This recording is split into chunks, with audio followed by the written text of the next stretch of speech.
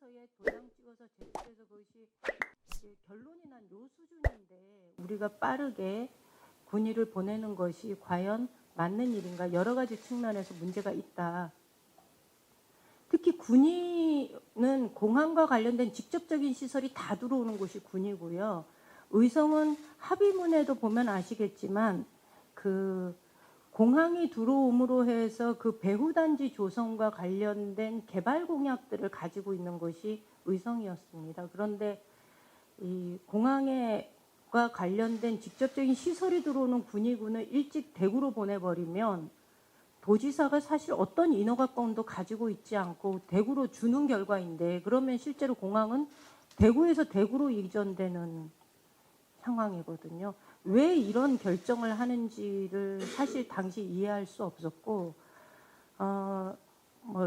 저희 의성 출신의 도의원들이 반대는 했지만 결국은 투표를 통해서 이렇게 통과는 되었습니다. 여전히 아쉬움이 있습니다. 이게 군이 그렇게 빨리 군의를 대구로 보냈어야 하는가 하는 문제에 있어서는 여전히 아쉬움을 갖고 있습니다. 그래서 지금 벌어지는 이 갈등도 저는 거기서 시작이 되었다. 이렇게 조정하는 데 있어서 경북이 어떤 것도 영향력을 행사할 수 없는 그런 위치에 처해 있고, 그러니 의성 국민들이 가지고 있는 소외감, 그로 인한 불만, 이런 것들을 경상북도가 나서서 조정해 줄 수 있는 능력이 지금 상태에서는 없습니다.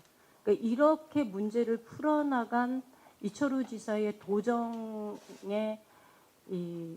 도정을 평가해라라고 한다면 제 입장에서는 결코 좋은 점수를 줄 수 없습니다.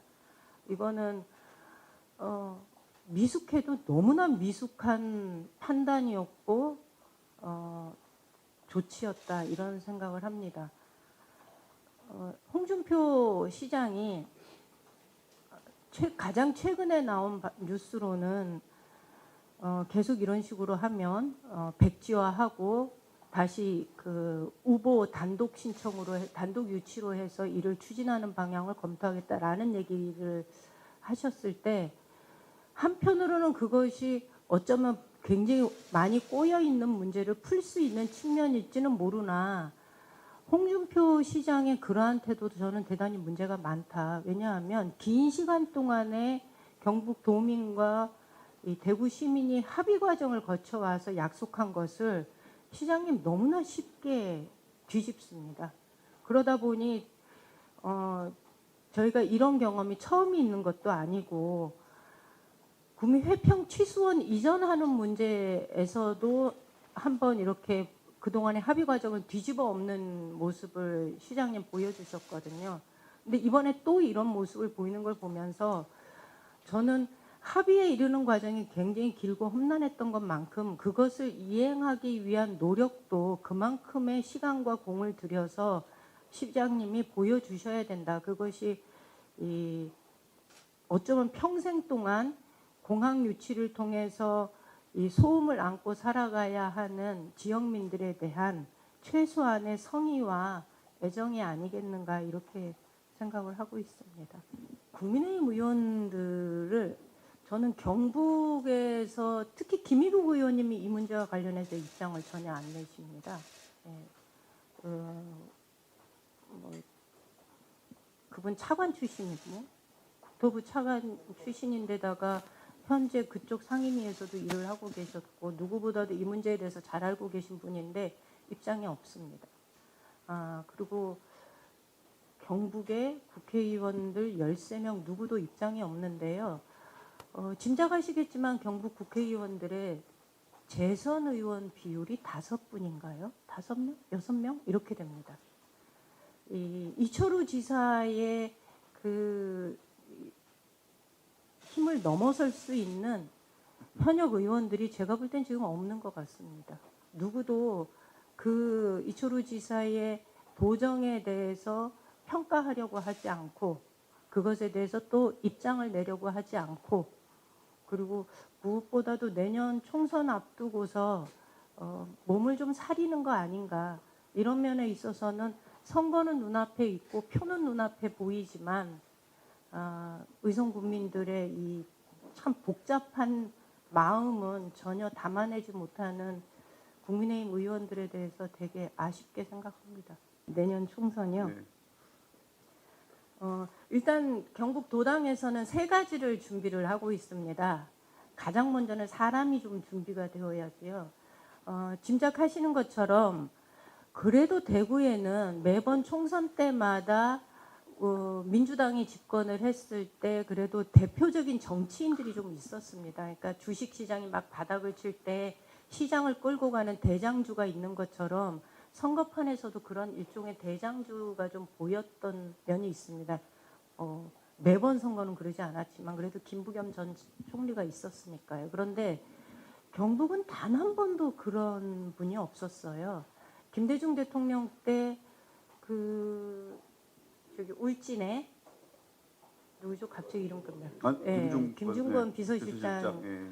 그 이후로는 저는 민주당이 집권했을 때 어떤 총선에서도 경북에 뭔가 전략적으로 이 힘을 쏟는다라는 느낌을 저희 도민들도 그렇지만 저희 민주당 당원들도 받아본 적이 없거든요. 이게 현실입니다. 그래서 굉장히 서운합니다. 그래서 이번 선거에서는 아까 제가 잠깐 이제 비례대표 몇몇 의원들 거론을 했지만 지금 당에다가 좀 중량감 있는 정치인들을 좀 전략적으로 내려보내 주십사라고 요청을 한 상태고요.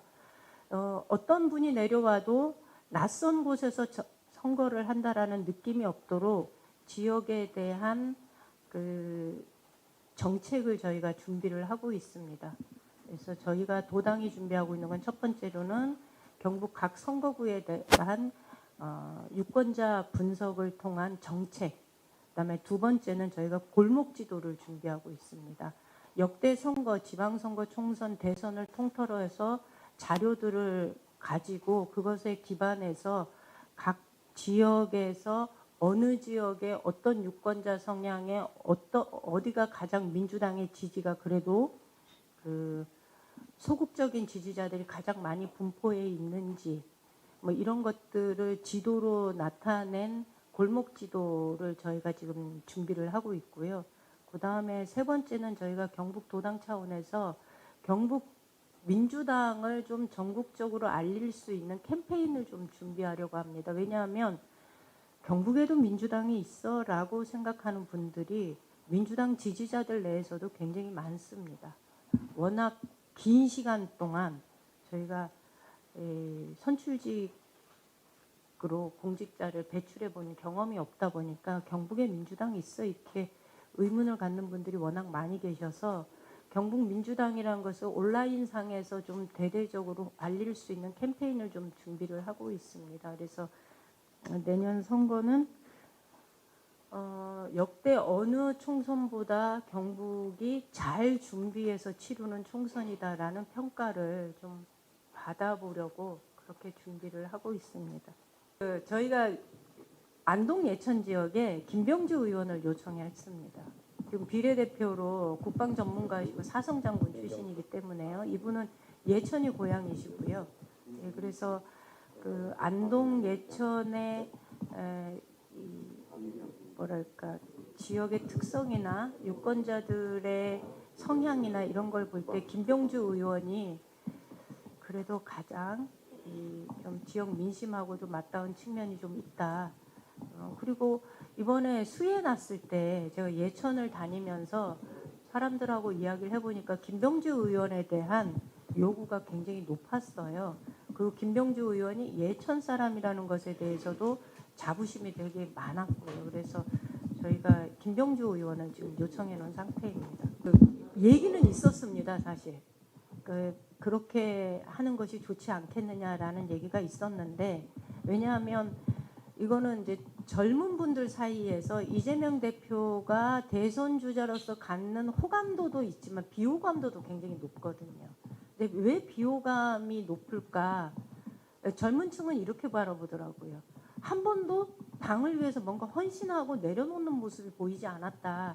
대선 패배 이후에 개항으로 출마를 한다거나 그리고 다시 당대표 출마한다든가 이런 모습이 패배한 사람이 일반적으로 겪는 이렇게 행보는 아니었다는 거죠. 그런 면에서 조금 험지라고 할 수 있는 이런 곳에 모든 것을 내려놓고 당을 위해 헌신하는 모습을 좀 보여주면은 젊은 층 입장에서는 그 비호감들을 조금 이렇게 수그러뜨릴 수 있을 것 같다라는 얘기가 있었습니다. 그런데 제가 이 얘기를 당에 이제 중진 의원 몇 분하고 이야기를 했었어요. 근데 그분들은 단칼에 거절하시더라고요. 왜냐하면 대표를 그렇게 아무데나 함부로 쓰면 안 된다라는 게 첫 번째 이야기였어요. 왜 그렇게 평가를 하냐면 선거가 진행이 되면 보통 한 3차례 정도 여론조사가 공표 금지 시점 전까지 해서 이렇게 발표가 된다는 거예요. 그런데 안동이라는 지역이 그렇게 저희 경북의 입장에서는 그리고 민주당 입장에서는 그렇게 쉬운 지역이 아니라는 건 다들 잘 아시지 않습니까? 그러면 일종의 버리는 것과 똑같은 건데 당대표를 그렇게 버리듯이 험지에다 갖다가 넣는 것이 당이 전략적으로 선택해야 하는 카드로서는 정말 최악의 수다. 이 여론조사 결과가 한 3번 연달아 당선권 안에 들지 못한다거나 내지는 이 뭐라 그럴까요? 오차 범위 내에 있지 않다든가 이렇게 되면 언론의 관심에서 사라지게 될 거고 또 안동 선거구가 전국 선거구 판세에 끼치는 영향이 있는 것도 아니고 그렇다면 대표를 그렇게 버리는 게 과연 맞느냐라는 문제 제기를 하시더라고요. 그래서 아마 제안은 있었던 것 같은데 이것이 당내에서 이렇게 적극적으로 검토되거나 이루어지는 않는 것 같습니다. 이재명 대표의 안동 출마는 없는 걸로. 네.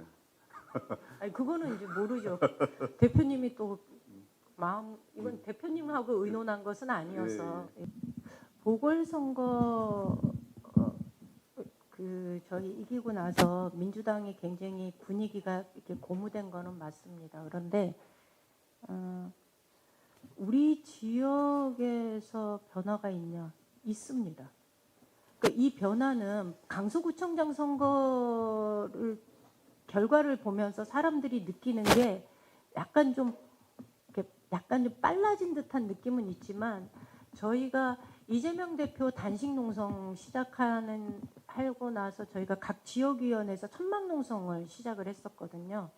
근데 그때부터 저희가 지역의 분위기를 계속 들었어요. 일일 보고받듯이. 그런데 많은 분들이 분위기가 좀 달라졌어요. 약간 분위기가 이상해요. 사람들이 되게 좋아해요. 이런 얘기들이 많은 거예요. 천막농성이 4일, 5일 지나고 나서는 처음에는 들어오기를 되게 꺼려했던 유권자들도 지나가다가 아주 편안하게 자연스럽게 들어와서 이야기도 나누고 가고 서명도 하고 가고 이런 모습들을 곳곳에서 저희가 확인을 했습니다. 그리고 최근에 저희 지역의 위원장님 한 분이 마치 2018년도를 보는 것 같아요 라는 얘기를 저희 단톡방에 올려주셨어요. 그만큼 지금 지역 주민들의 분위기는 현 정부에 대한 실망감, 그것이 강서구에서만 나타나는 게 아니라 지금 경북에서도 밑바닥에서는 변화의 기조가 곳곳에서 감지되고 있다라는 얘기를 좀 드릴 수 있을 것 같습니다. 2018년이라고 하면 어떤 얘기를 말씀하십니까? 2018년 지방선거 당시. 지방선거 당시. 네네. 그러니까 그 얘기를 썼던 분은 2018년도 지방선거 때 도의원에 당선됐던 분이거든요. 그분이 지역을 다니면서 지금 2018년도를 보는 것 같아요. 이런 얘기를 하셨습니다. 그러면 강서구에서의 그런 승리가 내년에 우리 TK에서 총선에서 또 어쩜 이기겠느냐라고 저는 이겼으면 좋겠지만 한편으로는 말씀하신 것처럼 그런 우려 있습니다. 그동안 TK가 보여준 총선에서의 그 득표 상황을 쭉 보면은요, 오히려 이 국민의힘 계열이 정권을 잡았을 때 민주당한테 주는 표심이 약간 좀 넉넉합니다. 마치 과거에 김부겸 전 총리 얘기했던 것처럼 까치밥 이론처럼 우리가 정권을 잡았으니 약간 넉넉한 마음에 그래 때 한 자리 정도는 뭐 약간 이런 마음들이 있었던 게 맞습니다. 그래서 혹시 보수 정권이 위기라고 느껴지는 내년 총선에서 그러면 오히려 보수층이 그렇지. 확 결집해서 오히려 민주당이 어려워지는 거 아니냐라는 생각을 저희도 한편으로 하지만 저는 그럴 것 같지는 않습니다. 왜냐하면 지금 정부를 바라보는 보수층의 눈과 과거 박근혜 정부를 바라보는 보수층의 눈이 좀 다릅니다. 제가 느끼기에. 의성에서 저는 어떻게 느끼냐 하면 박근혜 정권이었을 때의 보수 정당에 보여주는 애정과 관심은요. 내 정권이었어요. 그래서 안쓰러워요. 안타까워해요. 뭐가 좀 잘못되고 욕먹는 것 같으면 되게 안타까워하고 내가 나서서 막 이 변명을 해주려고 내가 쉴드 치고 막 이런 게 있었어요. 저희 지역 주민들만 해도. 그런데 지금 이 정부는 그렇지가 않아요. 내 정부라는 생각을 별로 안 합니다.